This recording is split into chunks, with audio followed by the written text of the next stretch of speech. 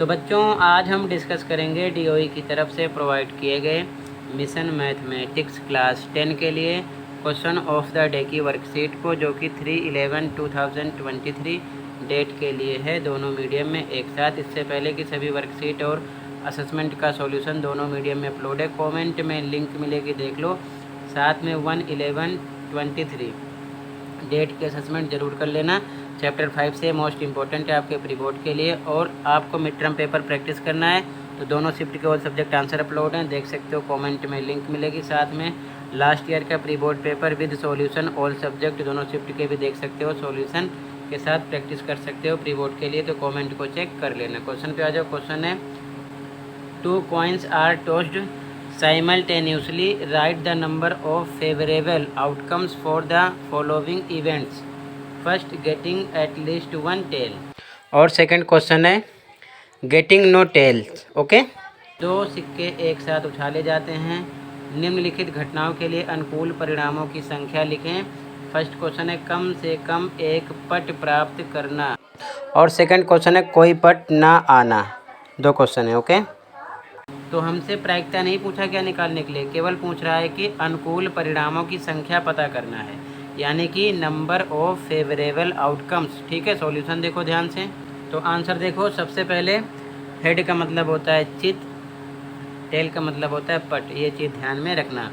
अगर हम दो सिक्के एक साथ उछालेंगे तो टोटल नंबर ऑफ आउटकम्स जो होगा, यानी परिणामों की कुल संख्या कितनी होगी, 4। कैसे होगी, या तो दोनों बार हेड आएगा, या तो दोनों बार टेल आएगा, या फिर हेड टेल आएगा, या फिर टेल हेड आएगा। तो टोटल ये 1 2 3 4 4 कंडीशन होगी। ठीक है, ये आ जाएगा।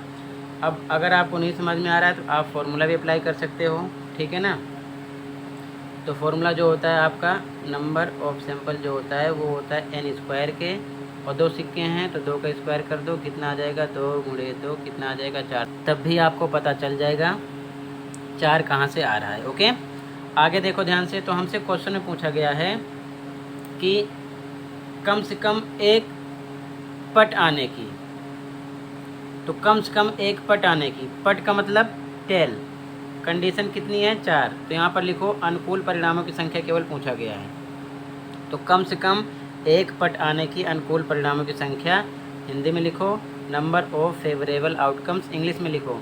तो पट का मतलब टेल। अब देखो ध्यान से, इसमें था नहीं, ये हट गया, एक टेल इसमें भी आ रहा है, इसमें भी आ रहा है, और इसमें भी आ रहा है, तो कितने हो जाएंगे, 3।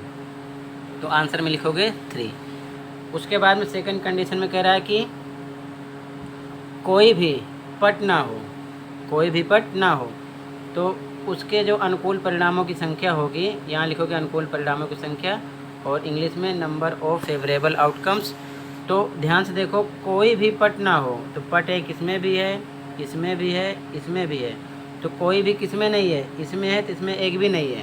ठीक है ना, तो ऐसी कंडीशन केवल एक है, एक ऐसी कंडीशन है जिसमें एक भी पट नहीं है, तो यहाँ पर कितना आ जाएगा आपका, 1। समझ गए, ये आपका आंसर हो गया। ठीक है, ये आपका आंसर हो गया।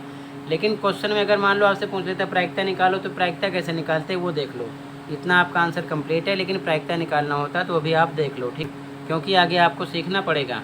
तो फॉर्मूला ध्यान में रखना, शॉर्ट में इंग्लिश में P = फेवरेबल आउटकम्स अपॉन में टोटल आउटकम, हिंदी में प्रायिकता बराबर अनुकूल परिणाम बटे कुल परिणाम।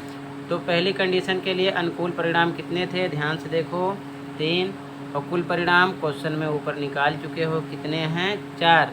तो फॉर्मूला पुट करोगे तो 1 के लिए फॉर्मूला बनेगा, जो हिंदी वाले हिंदी का लिखेंगे, इंग्लिश वाले इंग्लिश का।